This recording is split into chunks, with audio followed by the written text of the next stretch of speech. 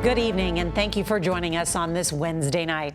We begin with dangerous warnings as a heat dome blankets much of the nation with more extreme weather on the way.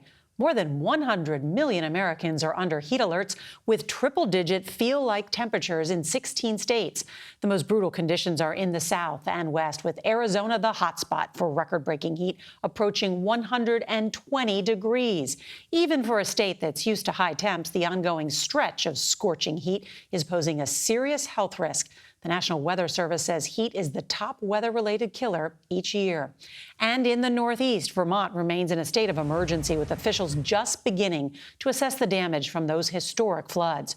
More storms are forecast across the region, including for areas that have already seen 2 months of rain in just 2 days. We have coast-to-coast coverage, starting off with CBS's Omar Villafranca in Phoenix. Good evening, Omar.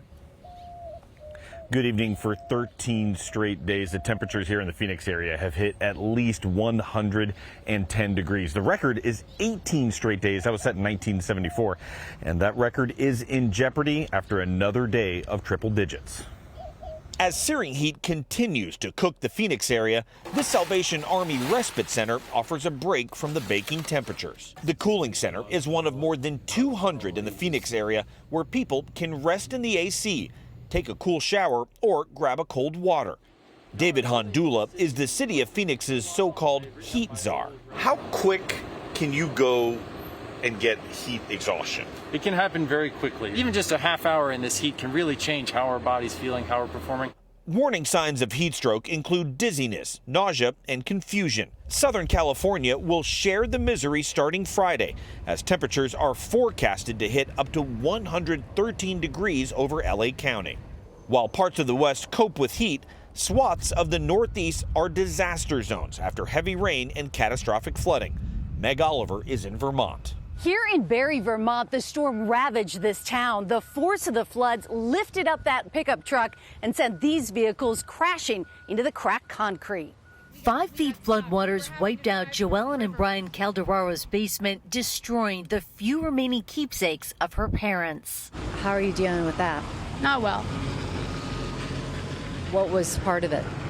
I lost my father at 11, and when our house flooded in 2011, I lost